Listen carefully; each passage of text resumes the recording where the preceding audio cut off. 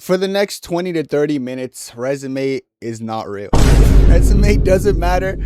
Guys, we're looking at straight skill. I'm going to go through the 10 best fighters in UFC today. Now, I'm telling you right now, you're not going to see a list this exotic. Like, let me say this. Disclaimer, nobody in the world is going to see this list coming. It's going to be a very unconventional list, but I want to talk about it. When I say 10 best, I'm going to go through the criteria in a little bit, but I want to let you guys know before I even go through the criteria. This is obviously heavily opinion based, but I trust myself. You guys know my expertise in this sport. It just extends the average Joe, right? It extends the average Joe. And I'm going to be saying fighters who I feel like are the best. So here's the thing, guys. I hate when I sound like Strickland. Here's the thing, guys. When I'm going through this list, you're going to see some people who might not even be ranked, and I believe they're the best fighter in the UFC today. Now, obviously, the comments are going to say they're not tested, dude. Like, they haven't been. I don't care. I don't care. I'm saying from what I'm seeing, I believe these people, skill for skill, fight IQ wise, they're the best fighter. Now, let's get into the criteria so people don't get confused. Because, like I said, resume does not matter here. It doesn't hold weight.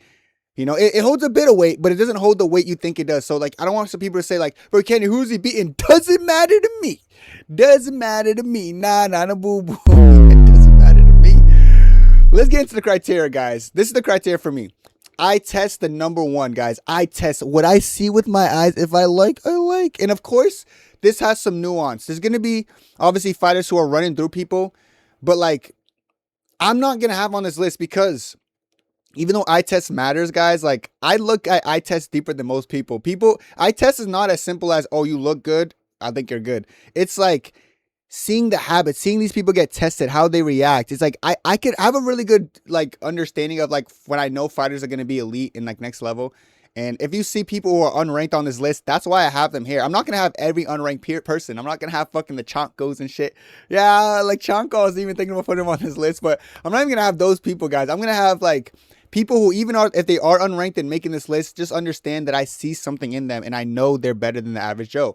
Well-roundedness and skills next up. Like, you got to be well-rounded. And if you're not well-rounded, you have to be so skilled in your particular department of fighting and be able to stop the other person from imposing their dominance. So say you're a striking dominant person, but you're not really known for anything else. You better be a really damn good striker as well as being able to defend takedowns. You know, I value that just as much as I value a very well-rounded person. For example, if you have the most well-rounded person on one side, then the best striker in the UFC on another side, but you can't really hold their striker down and do everything else. Like, objectively, that more skilled person is probably going to beat the more well-rounded fighter. Why? Because if the well-rounded fighter can't match him on the feet and goes for a takedown and is getting stuffed, that's when a little bit problems start to commence. So, well-roundedness / skill. So, they're not really the same. Well, they're the same thing, yes, but I actually think I personally prefer someone who's overly skilled in one department of fighting and can stop the takedowns. Or if you're really good at wrestling, like a Habib, and not the best striker ever, but you can still go in there, take people down, and you don't really got to use your striking as much. I do favor that as well. Also, how do they stack up against the competition stylistically, specifically in their weight class? Do I think you could beat everyone in your weight class? If I do, you're going to be very high on this list. If I think you could beat some people, but there's some exceptions, then you're probably not going to be as high. But I do think styles make fights, and, like, how you stack up against your competition ultimately deciphers if you're the best. Listen, you can be the most skilled person of all time. If you don't stack up well in your particular weight class, then does it really matter? You're skilled, but for what? Because maybe you lack in certain aspects where other people are going to smoke you in. So you're not going to be that high on this list. But I'm only going through 10 people, by the way. But you're not going to be as high on the list if you don't stack up the greatest stylistically. Fourth, fight IQ. There's some people who I believe are objectively the best, but they throw that shit away with their fight IQ. And I can't be asked, I can't be asked, bro. I don't want to sit here and watch you have crazy potential, but, like, your fight IQ just, oh yeah, I'm the best at this, but I'm going with this game plan. You don't deserve to be known as, like, the top 3 best. You can maybe make the list, but you're not going to be wicked high. And you probably should be higher on the list, but your fight IQ is the reason you're not. Then last but not least, I said championship potential. If they're not champion, their potential to become champion makes them higher on the list. And if they already are champion or were champion, then of course that's going to make them look good on the list. But without further ado, let's get into the number 10 spot and the 10th, who I think is the 10th best fighter in the UFC, guys. I got to go with Hamza Chimaev. 15-1, guys. He's the best grappler in the UFC. And honestly, he could have been higher. but his fight IQ, in my opinion, is dropping his placement. I think his striking's mid, but it's all right. Now, against against Sean Strickland in his last fight, Hamza seemingly had a certain game plan. When he wasn't able to get the finish, he seemed to like fray away from the game plan, and it seemed like when Sean Strickland was landing on him, he was more baited to get his get back and he ego strike. Like he was starting to ego strike. I don't like that, and I already knew that was a con of Hamza going into the Strickland fight. He's prone to ego striking. Like he wants to get his get back and prove a point. He did it against Gilbert Burns, did it against Usman a bit. You know, he has a hard time sticking to game plans. His fight IQ is not Khabib. Khabib's the type of person, yeah, you can stuff for takedowns. I won't finish you this round, but I'm going to keep going to it. Maybe that ties into his cardio, yes. But Hamza versus Strickland was close, but do you know that it's so embarrassing that Hamza lost to Strickland? I can't even get over that. He's still a great fighter. Like, you can't look at Hamza and be like, oh, he's shit. Guys, like, he dominated Strickland in the grappling in that first round. Like, it wasn't even close. No one has ever done that to Strickland for a whole round. You know, just embarrassed him there. Nearly killed him. Nearly choked him. Even later in the rounds when he was going for the takedowns, it wasn't like he wasn't scoring. I just feel like he didn't go for as much. And his striking's mid. Honestly, on the mitts, Hamza looks brilliant. Like, you look at Hamza striking on the mitts, you're like, holy shit, he looks so good. But like it doesn't translate, you know. So you can look a certain way in training. I don't really care. It deciphers how, like it for me. It depends more on how does it translate when you're in a fight, because I feel like a fight has different type of energy around it, pressure, and I feel like it's harder for him to show his striking skill in a fight, and I still haven't seen it. I know he's knocked out GM3. I don't give a damn. Everyone knocks that nigga out. You know, he's not good. So I'm gonna put Hamza at 10, and the people I have in front of him is gonna shock some people, but I don't care. I don't care. Still a great fighter. And he probably beats every middleweight. I think he beats Strickland in a rematch. He beats DDP in a rematch. Probably beats every middleweight. All right? Let's be honest. But like your fight IQ, it gives other people a chance when in reality they really shouldn't have a chance. So I have Hamza Chimaev as the 10th best fighter in the UFC. Now to the number 9 spot. Ciryl Gane. I got Ciryl Gane, guys. I feel like he's overly slept on. I feel like people don't understand how good he is. I feel like clean and controlling striking is the best way to put it. He's clean and he dictates everything. I was saying it before the Aspinall fight when I was making my prediction. I was saying it before the Pereira fight, how I don't think it's going to be as close as people think. Sometimes because the way Ciryl Gane can control shit on the feet. It's like he gets into this bounce and like he almost gets his opponents to like fall into a flow that he's controlling. He dictates everything so perfectly, and his takedown defense is improving. I feel like the Aspinall fight showed it a bit. Of course, Aspinall's not some kind of absurd wrestler, absurd grappler, but he was able to just get out the way and not be there. I don't think he's necessarily easy to take down. And also he has like some weird BJJ, you know, that I feel like he can go to. And I feel like he has great cardio. When he's dictating everything, he doesn't really tire. Like in the first full 5 rounds against Francis, he actually looked like he wasn't fatiguing. It's just that his takedown defense was absurdly bad. But I think it's improving. And I think stylistically, he actually beats like the Josh Hokits and like the even Gable Stevensons. We haven't seen them go 5 rounds. I know Ciryl Gane has that. So my thing is with like the Hokits who just kind of go in there and put an absurd pace. Like, how is he going to act when there's a very athletic guy in front of him who has the power to finish him and put him out? He can't just run into a jab. Like, he was getting rocked left and right by Curtis Blades and stuff. Like, I know Ciryl Gane will have a field day on that.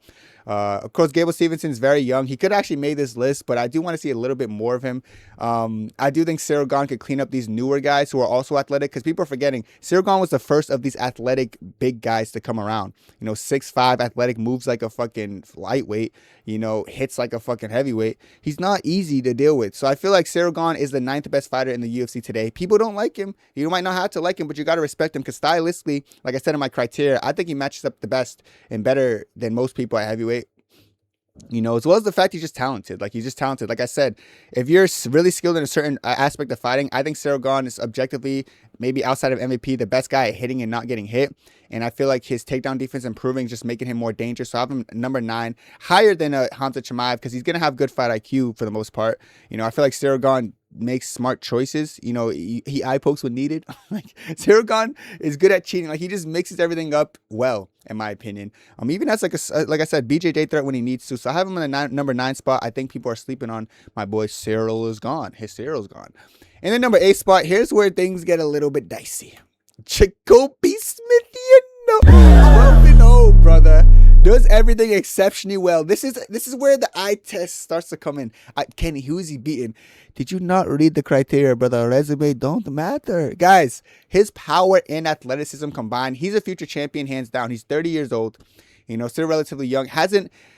Hasn't won against anyone notable, I know, guys, but it's like the power in his hands, guys. Like, he hits like a truck. He's quick. He has fast, flashy punches. Like, and when he gets you down, he's not complacent. Like, he ground and pounds you. When he gets people in a crucifix, it's not like a Hamza crucifix. No, he's raining down elbows that look like they will smash through the fucking canvas. This guy's dangerous, and there's no way he's not a future champion. I think Islam's gonna be retired by the time he wins the belt, but stylistically, this is a hard ass fight for Islam and stuff. You know, like, this guy stylistically gives anyone at welterweight a hard time. I don't care what you say. Anybody at welterweight will have a hard time standing in front of Jacoby Smith. Not the tallest guy, but he hits hard. He's a workhorse. He doesn't seem to fatigue in the fights he had. Of course, I don't think he's been in the distance because people can't really stand in front of those punches and those grappling skills, but he puts it on people, and he doesn't seem to slow. I feel like he's one of the best fighters in the UFC. He's probably the best prospect in the UFC. He is unranked, but I think he's the 8th best fighter in the world right now.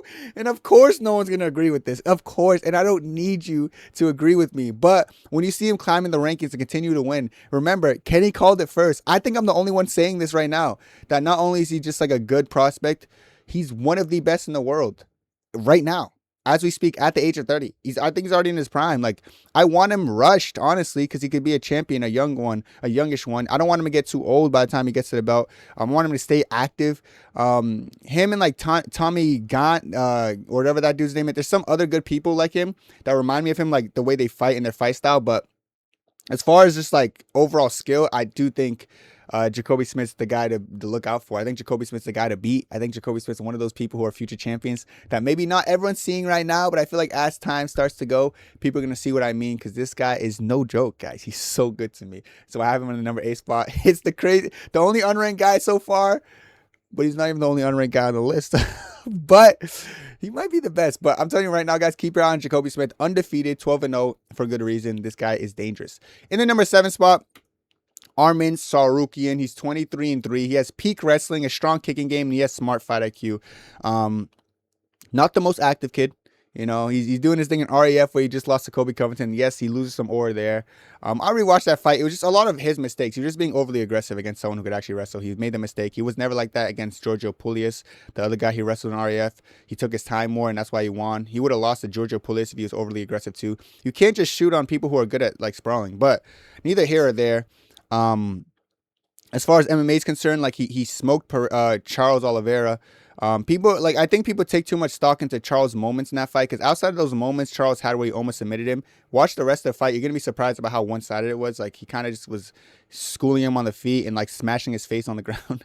But yes, Charles had moments, but Charles also a really good grappler. I never seen Charles get done that badly in the grappling ever. Like, purely because like Arman wasn't scared to like give up his neck in some situations and go for takedowns to just show he's a better grappler. And it makes sense why, because he was able to get out some horrible situations there.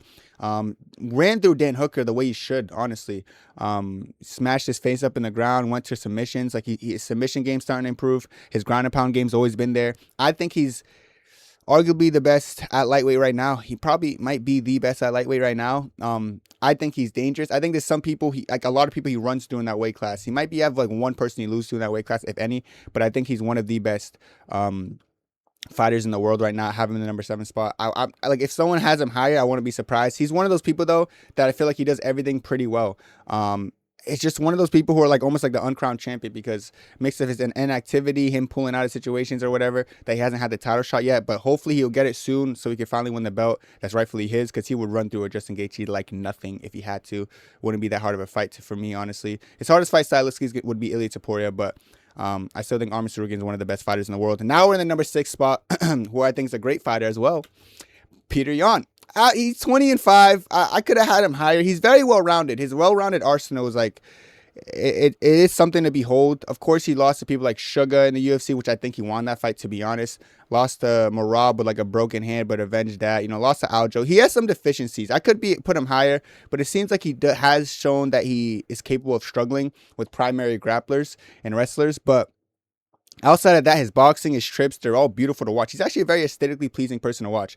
Like, he's like second place to Imavov for me for like the most satisfying person to watch. His skills are very much there. I think he has strong cardio as well. He doesn't ever really show like he's fatigued.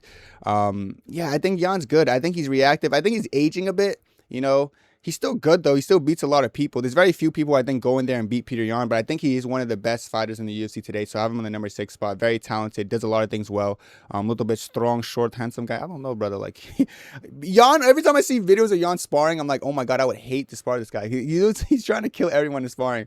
So he has that little evil edge to him, like that necessary mean edge that I feel like some people need to be the best. And I feel like he is one of the best bantamweights in the world and definitely one of the best fighters in the world. So I have him in the number 6 spot, 25, solid record as well. And he probably beats a lot of people. Like if they give him a Sugar rematch, he'll win. I think he beats Merab in a rematch, low key now. I'm not going to lie. There's a lot of people I think he beats, but there's also some people I think beat him. In the number 5 spot, Umar Nurmagomedov, 20-1, but did he really lose in the UFC? His only loss was a victory that he won 3-2 against Merab Dvalishvili. People are so confused about that fight, and they don't understand that fight, but that's for another one. Honestly, great kicking arsenal, solid boxing. He has that solid 1-2 he steps into. He flows really well. I love the way he throws his question mark kicks to his low kicks, to his body kicks, spinning kicks. Like his kicking arsenal is really good. Then he has a really strong wrestling base, but he is kind of like a striking first Dagestani, and I feel like people forget this when they critique him because like they're like, oh, he doesn't control people as much as like Islam and bro. He's a striking first. He's like more of a Chanko breed of a Dagestani. But I also think he's the most well-rounded. Like he flows the most well-rounded out of every Dagestani. Like I feel like he is transitioning from kicks to like a wrestling exchange to scrambling to like defensive ability. And I think his cardio is great. I hate the misconception. Guys, people think he gassed in the Merab fight, which blows my mind. I still don't understand fully. Watching back that 5th round, he was dictating everything. He was controlling everything in that 5th round till he got rocked. People think he's gassed because he does something where his body language just looks poor. He's not actually tired. Like similar to DDP. Oh, DDP looks so gassed. They're not gassed. DDP's not gassed. Umar's not gassed. They look tired. You know, their body's a little bit more flat, but they're still able to fight at a high pace, scramble. Even like after Umar got rocked in that 5th round, yeah, he was getting tossed and flipped. Merab was dancing and stuff, showboating, but every single time Umar was still forced to scramble, still get back to his feet. He might look tired, the body language might look bad, but he still has the cardio. So I think that's a very, very big misconception. And he won that fight 3-2. I'll die on that hill. Watch back the first 3 rounds, unbiased, muted, no crowd. You're gonna realize who won. But neither here or there, he's gonna be champion eventually. I think he's better than Peter Yan. I think he beats Peter Yan. I think he's one of the most skilled fighters. You know, very skilled arsenal, very hard to beat. Like to beat Umar, you're gonna have to be very fucking good because he covers every basis pretty well. You know, I think his wins over Batista is aging pretty well too because Mario Batista is showing that he can still beat a lot of great people as well. He also 50-45 Corey as well. Like he's just good. Like he's good. He's gonna fight Song Yadong. I think he's booked against Song. He'll win that one. He's gonna keep winning, and they're probably gonna keep like making sure he doesn't get the title fight. But eventually, when he gets it, I don't care who holds the belt. I hope it's Merab. Merab does not want the rematch, so Merab's probably gonna say no if he wins the belt. So maybe not Merab. I know Umar says he wants that fight back no matter what, and Merab's saying he would never fight him again. So I know they're probably never gonna run it again because even though Umar wants it, even if it's not a title fight, Merab's scared for good reason. He knows he's gonna lose. But yeah, one of those things like Umar, like he won with a broken hand, just like Peter Yan lost with a broken hand. I'm sure that he's a little bit nervous that after Peter Yan had a hand that works, he was able to 50-45 him. If Umar's already beating you arguably with a broken hand that broke after the first exchange in like the first round, I'm sure that Merab he's a bit nervous for that. But it makes sense. I would not fight Umar again if I'm Merab. I'm not gonna lie. I'm not even taking shots at him. I wouldn't do it either. But he's a top 5 fighter in the UFC. Skill for skill, Umar is one of the best fighters in the UFC. He has to be in everyone's top 5, dare I say. He's so fucking good. And if you don't think he's good, cool. You're going to see him win. He's going to keep winning and keep winning and keep winning. As far as I'm concerned, 21-0. 21-0. But moving on to the number 4 spot, here's where it gets a little bit interesting. I got Ilia Topuria. He's 17-1. I think he has elite boxing and power. He has strong grappling. He's well-rounded overall. Like, he's just rounded. He's good everywhere. You know, the Charles fight's still a big one to me. Like, the way he kind of looked pretty decent in the grappling exchanges, the power he has to sleep people. The Gaethje fight's a little bit upsetting, but I feel like it had a lot more to do with fight IQ than him being a poor fighter. I still think Ilia Topuria beats a lot of people, and Gaethje, I know Gaethje's not going to rematch him, which I don't even think he deserves it. He had like 0 title defenses, but Gaethje would not win a rematch. Gaethje would get his ass whooped in a rematch. Ilia's too good. I can't lie. Ilia's too good, but that poor game plan of him like believing he could just eat multiple punches by Gaethje was a big mistake. I just don't understand why he didn't respect the power. Like, I understand he wanted to chase a first round finish because he said, I'm going to get it done in the first round. I understand the pride that comes with that, but I feel like fighters who let their pride overwhelm their fight IQ, Hamza, Ilia Topuria, they could end up losing to people who they're objectively a lot better than on paper. Like, I do think Ilia Topuria is objectively better than Justin Gaethje. I do think Hamza Chimaev is objectively better than Sean Strickland. The thing is, when your pride gets to you and you think something's going to be a walk in the park, you think you're going to go in there and run through someone, then it doesn't happen. And I'll be real, he was whooping on Gaethje. He was whooping on Gaethje that second round specifically. The first round was pretty close, but he was landing some big shots against Gaethje. He was like, there was a lot of times Gaethje probably, like, other refs would have stopped that fight at some portions. Like when Gaethje got dropped by the body shot. There's certain times like maybe Ilia would have won with the different circumstances, but even then, like, him just thinking he could continue to eat shots from him, like just walk through the jabs and still knock him out, I just think it was a bit of a dumb fight IQ. So I have him number 4. He probably would be number 1 if he had good fight IQ, because honestly, this guy's good at damn near everything. I don't think he's someone you could just take down and like submit. Like, I know Arman, like I used to say Arman beats him, but like looking back at it, like even the scrambles he had with Gaethje when he was really tired, some of the scrambles with Charles Oliveira, I just don't think Arman could go in there and take down Ilia how I previously thought. I think Ilia would win, and that's someone who, like, I like both of them, but I would actually argue I like Arman a little bit more than Ilia, but I don't think Arman could just go in there and out wrestle. Did the Kobe fight make me say this? No. No, I don't think Arman could just go in there and take down Ilia and beat him. But I had that opinion before, but I think it's starting to shift the more I just experience things. Actually, the Gaethje fight is what made it shift, because people kept asking me. I was like, you know what? After the Gaethje-Ilia fight, I'll be able to answer it. Honestly, yeah. I think Ilia beats him. It'll still be interesting. It'd be interesting to watch. They're both about the same height. They're both kind of short, pretty thick. Hey, yo. Short, thick-looking boys. But I think Ilia would still win. I can't lie. It's close though. But he's and those are the two best in lightweight. So whoever wins from those two, they're just better. But I had to put those two on the list because they're so good in their weight class, and they're actually better than a lot of people in other weight classes. So they both going to be in the top 10. But I'm going to put Ilia higher than Arman. I'm going to put Ilia higher than other people because I think Ilia is one of the best and most talented, raw talented fighters in the world. In the number 3 spot, a lot of jaws are going to drop. Alexander Topuria. What? I think he's the better brother, I think he's the better brother. He's 7-1. Of course, he has a loss too way back when after that, he like quit, came back years later, new and improved. I think him and Ilia have the same boxing. Maybe he has less power, but I think skill for skill, they have the same boxing. I think he has better fight IQ, and he uses his grappling more willingly. When I look at his fights, he'll use the grappling when it presents himself.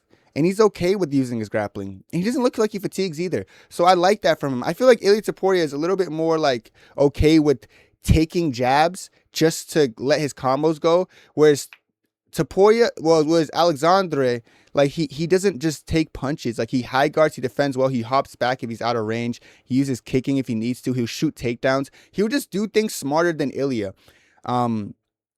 And also, like, I feel like, I know he'll be giving Ilia corner advice, but, like, he's the reason Ilia was able to, like, knock out Max a certain way, because he was, like, just the way he gives corner advice, too. I believe it was Max. He was giving good corner advice.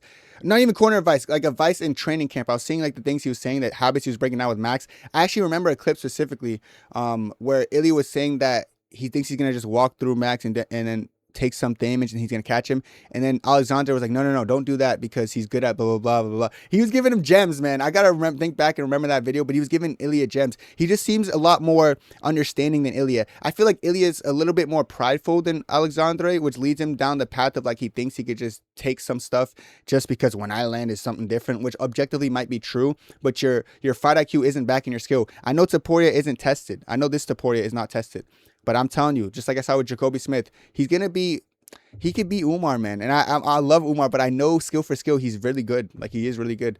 I'm telling you, he's really fucking good. And I'm telling you guys, and when you see him continue to win as he climbs, you're going to be confused. You're like, how is he still beating fucking these guys in this weight class? Did he just beat Corey Sandhagen?